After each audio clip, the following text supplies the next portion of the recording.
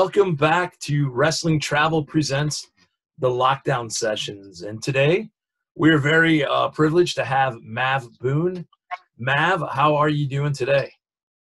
I'm good, man. How are you? Doing well, doing well. And you are also in the great state of Wisconsin. Yeah. Correct? Yep, I'm in Milwaukee, right downtown. Milwaukee, fantastic. So for those of us following in the UK, Milwaukee's probably the only city you've heard of in Wisconsin. It's probably the only one you need that far away. That's true. Well, they might have heard of Green Bay. I'm sure there's some Green Bay Packer fans over there. I forget about Green Bay. That's fair. Mav, you're joining us just out of the Wrestling for a Cause. Our friend Tiny Love held a promo battle, which it's actually still going on. For wrestlers in Wisconsin. So you're joining us fresh from that. How was that experience for you? Yeah, that was a lot of fun. I was pleasantly surprised to see how much interaction it got. It got around, and there was a lot of talented guys and a lot of really entertaining promos. And a couple times, just like I was laughing my head off, or some of them I was even like, man, I want to punch that guy in the face right now. So a lot of talented guys and a lot of crowd interaction. It was fun. It was a lot of fun. Yeah, darn near 1,200 people on the page. Yeah, Tiny did a great job. I know I sent out a bunch of invites, but I thought maybe I was just attaching people to the page, but no, they have to actually accept the invite. So great for pro wrestling, and especially great for Wisconsin pro wrestling. A lot of fans around the world may not realize, or fans even in the U.S., or fans even in our own great state may not realize how much great talent is right here in Wisconsin. Yeah, that's true. You say that all the time. We talk about that, how like it goes underappreciated a lot of times. There's a lot of talented guys in this area. Right? You think we had a field of 32, but think how many great names were not on that list that weren't able to participate. Your Brock Halls, your Joey Avalons, a lot of decent names that weren't able to participate. So you went against the Marman in the first round. Yeah, knew right away when that draw came out that was going to be a tough matchup, because he is as charismatic as they come. And that was it didn't surprise me. He brought it right away from the first round. But he's good at what he does, so it is what it is. And that's the thing that I really loved about it, is there were guys of all walks. Some guys that maybe had been in the business just for a cup of coffee, and some that had been in for a while. And it was everybody doing something to keep the fans entertained in a professional wrestling aspect. So I loved it. Speaking of, with Mario is a fun time. So yeah, I enjoy it. There was not many promos that I did not enjoy in that. In fact, everybody, just giving the effort. And what I liked about it is hearing through the grapevine of how many people were helping each other. How many different I just got off an interview with Doc Simmons, and he told me how much Frankie DeFalco was giving him some feedback and stuff. So it was really a good thing for wrestling. And we don't need anything bad. We don't need bad blood in wrestling anymore, but especially not at this time. It was really good to see everybody helping out. Yeah, absolutely. And I myself too, even just had the one promo in it, just the one round, and I had a couple different phone calls with a couple different guys, getting a lot of great feedback. And that's, anytime you do something like that, you want to come out of it in a better position than when you went in. And I think that all of us can say that we did. All 32 of us, I think, picked up something or learned something, or something was contributed to our characters from that battle. So, right, and you entertain the fans, which is always the goal. Right. So we're out of the United Kingdom, even though I am calling you from the Badger State itself. But many people may not know, how long have you been in the business? I started training almost 2 years to the day. Been actually working for about a year and a half, a little more than a year and a half now. Okay, and where did you train? Also with Frankie DeFalco, who you just mentioned. Perfect. Well, then I hope Frankie was helping with your promos and not just Doc's. I hope I didn't just ruin something there. Well, yeah. I hope Doc's not his favorite, but okay. yeah. Well, No, Frankie for sure. Frankie definitely did help, and he's always available. And Beer City Bruiser is our other trainer, so he's always been really helpful too. Always willing to lend a helpful hand or lend his advice. So for sure, they're both really involved. Right, and for the United Kingdom fans, Beer City Bruiser, Ring of Honor, ROH, look him up. Yeah. Ring of Honor, and that's fantastic. Yeah, that's like the best of both worlds right there with your trainers. Frankie, old school, which I love. Matt, or Beer City Bruiser, a throwback to that old school, but still working to this day in Ring of Honor, which is awesome. So almost 2 years to the date. So how many matches would you say you've got under your belt, kid? A good amount, a lot more than I would have thought I would have had in my first 2 years, going back to that 2018. A couple hundred probably. Okay. Doc Simmons said the same thing, and I was like, wow, that's impressive. Now, I trained in 97, so I'm old, but I remember being new in the bit and being like the wrestling whore, they would call us, because we're like, what can we do? Where can we get on any show? Can we get on 2 a day? And now when you're old, I'm like, where can I go to a show and just sit down and watch it from like a yeah, a little bit different experience. Yeah, it's I went down to a show, Wrestling Travel sponsored Impact's Bound for Glory in Chicago last fall. Yeah, on the way down, I stopped to watch a FTW, Frozen Tundra wrestling show, and the ring announcer didn't show up, so they asked me to ring announce, which of course I did, but I was like, man, I just want to sit on my ass and watch some wrestling. And I don't know why ring announcing seems so weird, What's that? Yeah. You'd be surprised how many wrestlers can wear many different hats. Like they're very multi-talented. Absolutely. And it was nice to be able to help out. But at the same time, you're the selfish, lazy guys, like, I just kind of want to relax and watch the show, but there's no time for that. So in your career, have you well, actually, pause that question. I got to ask another question before that. You see how professional I am here with the questions. Okay. Sure. So young Mav Boone, how does he get introduced to the world of pro wrestling? What gives him the bug? Who is somebody maybe you watched on TV that got you ready to be in the biz?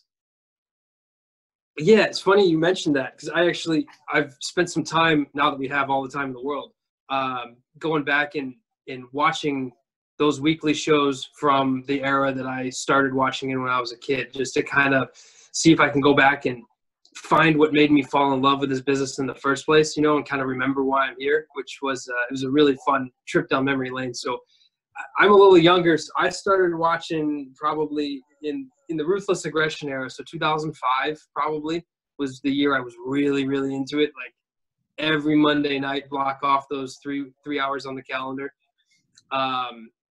For a couple of years, I was pretty all in. So, in the Kodiak interview recently, he said his favorite was John Cena, and you asked him if he got a lot of heat for that, and I just kind of laughed. I was in the car listening to that, but that's going to be my answer too, because when I was 13 years old, he was the man. He was more popular than any baseball player, basketball player, or any other actor or musician that had posters up in my bedroom. Like, it was all John Cena. Now being in the business, I see a little bit why some people might not like that answer. But he was still always entertaining for me, especially as a teenager. But that era too, Edge had all the heat in the world, and I was a big Carlito fan, and Shelton Benjamin was at the peak of his athletic, gimmick coming from University of Minnesota, and so I enjoyed those younger guys a lot. I always thought Chris Masters was not human, because I had never seen anybody that size before, and obviously now having a little bit more knowledge of the business, I know there's a lot of guys who have that sort of appeal. But yeah, I mean, I liked I like that era a lot. Coming from an older guy, John Cena is somebody who I take heat for. In fact, I almost had a John Cena shirt to throw on here, but I had to go with the Wrestling Traveler, and I'll just show you. Got a little Cena. Well, I'm not really holding it up right, but okay, sure. You know, I got a chance to meet John Cena back in probably right around the time you're talking, probably 2010, 2011. I was at one of my other jobs was we did a show on ESPN, so we went to the Manhattan Sports Business meeting, and John Cena was there. He had his arm, he had elbow surgery or something. So I went up and shot the breeze with him. Super nice guy. And I just said, hey, he doesn't know me from anybody, but I'm like, can I get a picture? So my buddy snapped the picture. You put your arm on a guy's shoulder or whatever. It was like, seriously, like touching a freaking rock, dude. Guy takes care of himself. But, he is best for business at that time or even now. He's a guy that's going to show up. He does all the stuff for kids. So there's nothing. I asked Kodiak and you if you took heat for it because people, he's like the New England Patriots. Everybody, once you start winning, then everybody wants to knock you down a peg. Right. And there'll be other people in that same light with John Cena. That as they win, people are just going to knock them down a peg. So, Edge, what did you think? Now, interesting question. Edge coming back. Yeah. How excited you being an Edge fan were you for that? It just instantly brings back all those memories of when I was a kid, and really at the time when I was 13 or 14, I loathed Edge. I hated him, and now I realize that's because he was great at his job and he was good at what he did. So it just instantly is like one of those moments where then he walks down that aisle and he takes that moment and you can see the passion in his eyes, and he pauses just to realize what a moment this is for him to be there, and how appreciative he probably was of being back in the ring, and how hard I'm sure he worked to get back into ring shape after everything he went through. Just kind of sits with you for a moment and says, like, this is really cool that we get to do this. And regardless of, he's at a different level than we are, he does it to a different scale. Like, it just reminds you of like how beautiful this business is and how emotional it can be. It's something, just reminds you not to take it for granted. And so that was a really cool moment. 100%. Did you watch the documentary they did on the network? Yeah. Yes. Outstanding. And then my follow-up question to both of those is, as an Edge fan, and just a wrestling fan, I guess I feel it too. Do you feel a little, not that we all don't feel cheated with the pandemic going on, but yeah, it hurts even worse with somebody like Edge coming back, because the time is not on the side. So I mean, I feel like we're getting cheated out of a lot of really cool things right now, even though I know he was signed probably to do a handful of matches, but just the stuff that he can bring just by being around the business. So you feel cheated at all? I do. Yeah, cheated is a tough word. I mean, it's hard to describe it because it's nobody's fault, Right. And I think cheated would have been more fair if they had shut down altogether, because we still got to see them work, and I think the WWE did a great job of still I can't say that word. Encapsulating. I got your back, bro. Yes, thank you. Of capturing the emotion in that match and having it go all the places it did, like you really felt like they hated each other and that they were trying to kill each other. So I still enjoyed it. I'm fortunate that we got the moment that we did, because if that Royal Rumble had been in front of no fans and his music hit and he walked out in front of nobody, I think that would have changed the moment a little bit, because so much of wrestling is the fans, and without it, you definitely take an element away.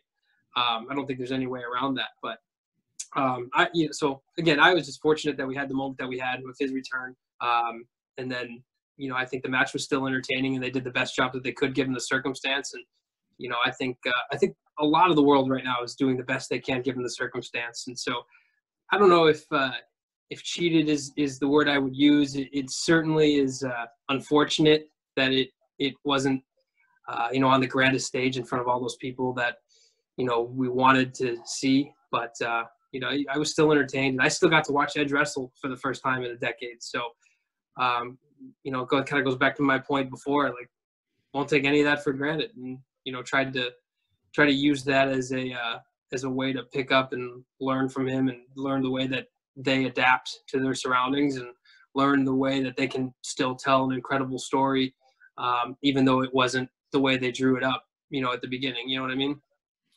Yeah, Mav Boone, the glass is half full, where my glass was half empty there. So that's a very, it's gotta be. Very, very, very well put. Where I felt cheated. You're right. You're hitting the nail 100% on the head. We got that Royal Rumble moment. Yeah. Talking about, we just finished Money in the Bank. We had WrestleMania kicking off. What is your opinion now? Your opinion is probably going to differ much on mine. Mine has changed. You're going to have this positive outlook. I'm thinking these cinematography type matches that they're doing, the Boneyard, the Money in the Bank, the ones filmed ahead. What is your opinion on that? What do you like about them? I will say, speaking of Money in the Bank specifically, I was more entertained by the Money in the Bank match than I thought I was going to be. I will say that. But let me preface my answer too by saying, so growing up watching movies with my dad was always the guy who was like on Wikipedia during the movie, like looking at all the plot holes and like picking out the things that are unrealistic. Like if we're watching a cop movie, he would say like, well, that's not the protocol. That's not what they would have done, and my mom would always get annoyed and be like, that's not the point, just enjoy the movie. But so I kind of watch it with the lens of like, I didn't like the parts that just didn't seem realistic to me, that takes that element away. Like, again, this is just my personal opinion. I'm sure a lot of people. But like going into Vince's office, I thought that was a cool moment because obviously that's their office. That's where Vince works. I get that. But then his music is playing, and like, why would his music be playing? I didn't enjoy that part. Like little things like that just kind of make me sit back and say like, why is that happening? But again, that's just because of the way I grew up, like I said, watching movies. But once it got to the roof, I thought that was awesome to see them, thousands of feet in the air in the moonlight with all the spotlights shining on them. I thought that was really cool. And there were some cool camera angles of that.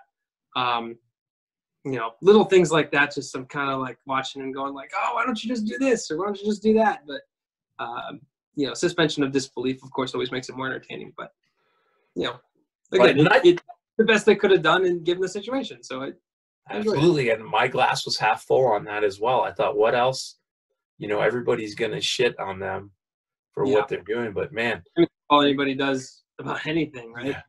Right. And what 2020 has proven is the fan is a very important element.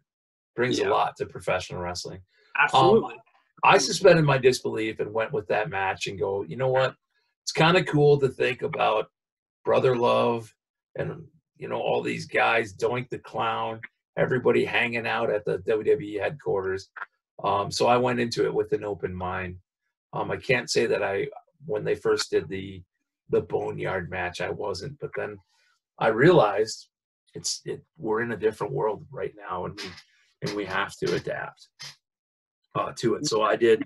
I don't blame them for trying something different. I credit them for that. So at least at worst, we'll look back on this someday, and this will always be that Money in the Bank match, or this will be that WrestleMania. Fingers crossed. This is the only year we have to do this for. At least it'll be memorable one way or the other.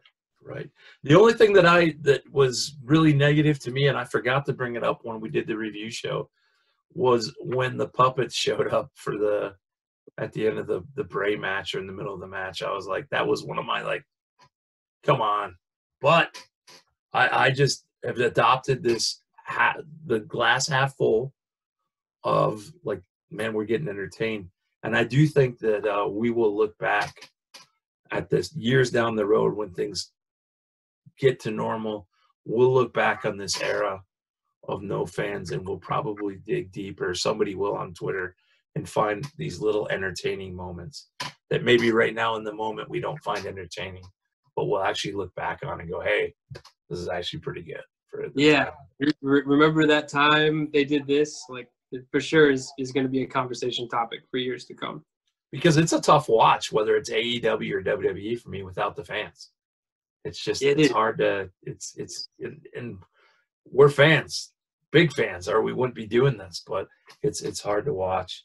And that's not a negative on either promotion or any promotion. It's just the fans are that element that really bring, we would, if we did Major League Baseball, NFL, or anything else without the fans, I think we would be saying some of the same things. It's a very important element. It's different. It's sure different. But you know what, though? And here's the other thing I always try to associate with it is right now, I'm a big basketball fan, right? So right now is when the NBA playoffs are supposed to be happening.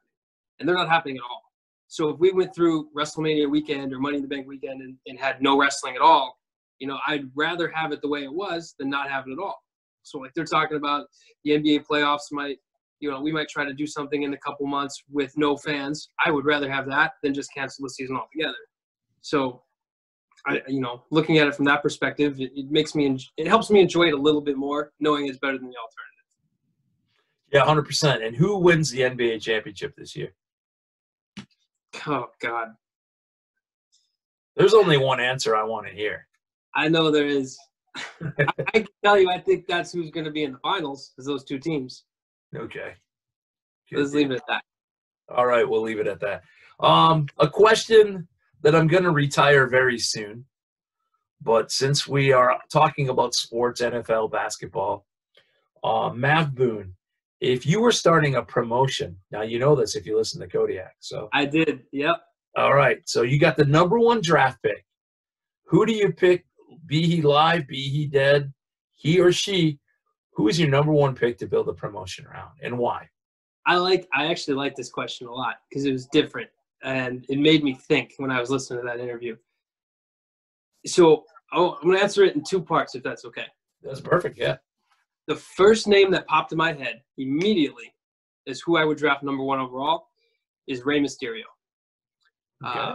For a couple of reasons. One, he's one of the greatest of all time. He's done a lot of amazing things, but he's worked in so many different eras and for different promotions, you know, going all the way back to the WCW days to being in the WWE today, you know, and being in the Ruthless Aggression era and being in the PG era and going to Mexico and working in the US. Like he's seen a lot and done a lot, and I feel like he brings a lot to any promotion.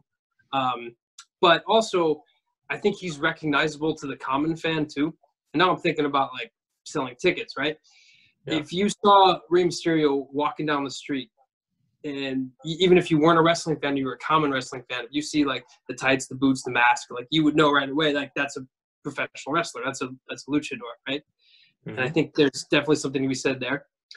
However, as a sports fan, like I just mentioned, if I'm starting a promotion from scratch, Rey Mysterio is probably in the tail end of his career. And I don't know if I would want to start with somebody who's in their 40s. I would probably go a little bit younger, someone who like still has their best ahead of them. Okay. And I think this answer might surprise you. I hope it does. All right. After the more I thought about it, my second answer is Montez Ford. I like him a lot. I think he's a lot of fun to watch him. He's super athletic. He's a really good talker. He speaks with conviction and confidence, and like just the way he moves from sentence to sentence, like keeps my eyes on him. And I think he can do a lot of cool things in the ring, and I think his best days are still ahead of him. So that would definitely be the top guy on my list if I was trying to build a promotion, you know, to the next level. Yeah, certainly he's got a big upside. So I'll tell you what, we'll give you the #1 and the #2 pick in the draft. Yeah. There you go. Ford and Rey Mysterio. Now excluding those two. Yeah. My next question is, and everybody's got a bucket list, and I know this is going to be hard to pick up, but you got a few names that Mav Boone would like to be in the ring with before this is all said and done? Man. And you can, you know what? Two ways. You can go all stars, like anybody, big names, but I also want to hear some of your picks from our state of Wisconsin. Okay. Okay, that makes it a little bit more reasonable. Yeah, you can't leave people out. Well, I'll start, like, as far as superstars go, especially like those who are still fairly active, I would still say John Cena, just because my 13-year-old self would lose his mind. And, you know, since 2005, I've always wanted to take the shoulder tackle, that spinning backdrop, 5-knuckle shuffle FU. Like, I've watched that for 15 years, and I'd love to take that sequence to just, like, remember how hyped that used to get me 15 years ago. As far as local goes, I'll preface this one too by saying I have worked a lot of cool people from the Midwest, Mm-hmm. A lot of really talented people from the Midwest, and again, a lot more than I thought I would have 2 years ago. So, like, guys like Dysfunction are a blast to work with. Guys like Marche Rocket were awesome to work with, and that dude, I still have nightmares about his chops. Like, my unborn children will feel his chops someday. They were that deep. I got to work Josh Woods from Ring of Honor. That was a ton of fun. He's really great. So that question, like, it happens a lot, you know, especially when we're like in the car driving to a show in a different state or whatever. And, you know, that's always a question that comes up, like, who do you want to work? And I don't know. I always just reminisce back to all the cool people I've already worked. Fiercely Bruiser's another one. He's a lot of fun to work. You know, that list goes on and on. But I would say at the end of June, I'm scheduled to work Stacy Shadows. Hopefully that happens. That would be a lot of fun. She's a really cool person to share a locker room with, but I've never been in the ring with her in a match, other than like maybe a Royal here or there. So really looking forward to that. That's definitely a name that would be on that list. She's very good at what she does. I would say Tyler Sullivan probably would put on that list, especially with Sean Priest and their tag team, The Curse. That would be a lot of fun to work them. There are a lot of guys too I know in Minneapolis or in Chicago or in Iowa that I've heard really good things about, and I would love to get to know some of these other markets a little bit more and work some of those guys.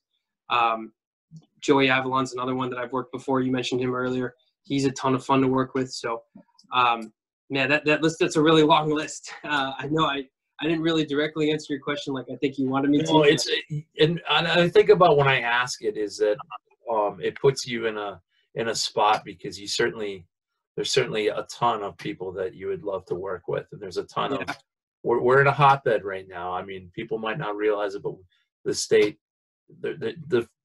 I said it on my last time when I just got done speaking with Doc Simmons, and I said, you know, we're from the UK wrestling travel, but we obviously around the globe. A lot of people in the UK might not realize, even where Wisconsin is, that we've got a hotbed of talent. And I said a lot of people in the US might not realize the hotbed of talent, but a lot of fans that are pro wrestling fans right here in our state don't realize the amount of talent that we have. I would always try to, you know. They will. Someday they will. And Doc's another one I would put in that list for the record. Doc and I worked once, like a year ago, and we had a great match. And then towards the end of the match, there was one screw up that for me just ruined the whole thing. And I haven't got a chance to redo it since. So I would love to work with him again. And, you know, he's a tremendous talent too. And then too, you mentioned the promo tournament. I went up against the Marman, Mario Crivello, in a promo battle. I would love to work him in a ring. I've never got to face him one-on-one before. And then he advanced to face TW3, who I did face once, had a blast. Would love to work him again too. So there's a lot of names we've brought up today that get me excited to get back in the ring. And hopefully we do that in the next couple of weeks, because there is, like you said, there's a lot of talent in this state. A lot of it that I've got to work with, I would love to work with again, and a lot of it that I haven't had the opportunity yet. And a lot of up-and-coming talent too that I think you'll be hearing about soon. Right, and I've heard rumors about some up-and-coming talent. Last couple questions here that I want to get your opinion on. talking about the talent in the state, when I used to try to talk to people like, hey, you should come down and check this show out, check our show out, a lot of the fans had said to me, hey, I've always wanted to go to a WWE show, which that's fine. That's great. You want WWE entertaining. But the only one I've ever went to is I might go down to these amateur wrestlers down at the local armory or high school, and I always say, whoa, that's the best entertainment. And you know what? I love to go to big shows. I love to go to WrestleMania. I love to go to, what was that, SummerSlam, Ring of Honor, all kinds of cool stuff. But there is nothing like going to a show where there is 100 people or less, and obviously we hope there's more than 100 people. Right. But to be able to cheer a Mav Boone or boo a Mav Boone, where you can hear it, you can react to it, and guess what? I can, at intermission time, go get a hot dog and go actually speak to you and talk to you about the Beer City Bruiser training you and stuff like that. How do you feel about that? You got the same vibes as I do about independent wrestling? Yeah, man, absolutely. Absolutely. I compare it a lot. I mean, it depends on the promotion, but I compare it a lot to minor league baseball. So we used to have a minor league baseball team in my hometown, and we would go all the time in the summer because we loved baseball, my family, and, you know, it was affordable.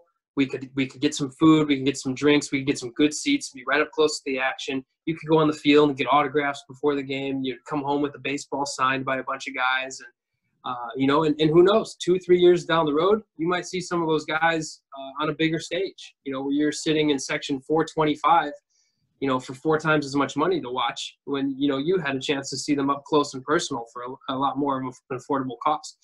So, yeah, independent wrestling is a ton of fun, man. Like, we are, I would say, much better at interacting with the fans and making them feel like they're part of the show. And really using their reactions to fuel us one way or the other, whether it's a positive reaction or a negative reaction. They definitely play a role. So yeah, independent wrestling is a ton of fun. It's a lot more intimate, I think, is the best word for it. Right, and I can't wait. I believe Doc said the next show for BCW was scheduled for June 20th or around there. And I hope that everything runs, but I think no matter where those first few shows are, you're going to see 127,000% from the boys in the ring, and you're going to get that feedback from the crowd. I think everything's really going to feed off each other. I really look forward to taking in as many shows as I can during that time. It's going to be like opening day. It's like the first time you've seen them in forever. Yeah, 100%. And fans are going to realize how much they miss it. I know there's some hardcore fans down there in Milwaukee that are just chomping at the bit for you guys to come back, and I am too. And I can't wait. Hopefully, June 20th, I'll mark my calendar and buy myself a ticket and come on down. In closing, I want the fans from around the world, whoever's watching this, to get a chance to. How do I follow Mav Boone? What social media platforms are you on? Do you have a merch? We can get merch stores or anything going on. Anything you can plug that the fans can follow the Uprising. For sure. So for merch, I just have a new shirt launched on Pro Wrestling Tees in the style of the White Claw logo. So cool. Jack Marcus, who made that for me, shout out to him. So just instead of the mango, it says my Instagram handle, which is 21_Mav, MAV. And then instead of the saying White Claw and the Waves, it says the Ace of Diamonds, my nickname. So really excited to have that. The first show that we had that for sale at was like the one right before we went into lockdown. So it's like 2 days before everything shut down is when we launched that. So unfortunate timing, but yeah, it sold really well online. It looks really cool. That's my favorite one for sure. But I have a couple on ProWrestlingTees.com/21Mav. You can check out. And that is my handle for social media as well. So Instagram and Facebook is 21_Mav, and Twitter is 21_Mav_. Wasn't able to get to that one quick enough, but all right, we'll try to get them underneath here. Yeah. Mav Boone is Mav Boone. Are you kids all on TikTok now, or are you too old for it? I made a couple. I was a big Vine guy back in the day. All right. Hesitant to sign up for the platform that's kind of mirroring the success Vine had. I don't know it very well, but I've made a couple. Okay. Cool. All right. Mav Boone, thank you for joining us for the lockdown sessions. And we, like everybody watching this, we're looking forward to the return of pro wrestling and keeping an eye on you as your career blooms and blossoms. I sound like I'm giving a graduation speech, but we are looking forward. We thank you for joining us. Yeah, thanks, man. Appreciate you having me.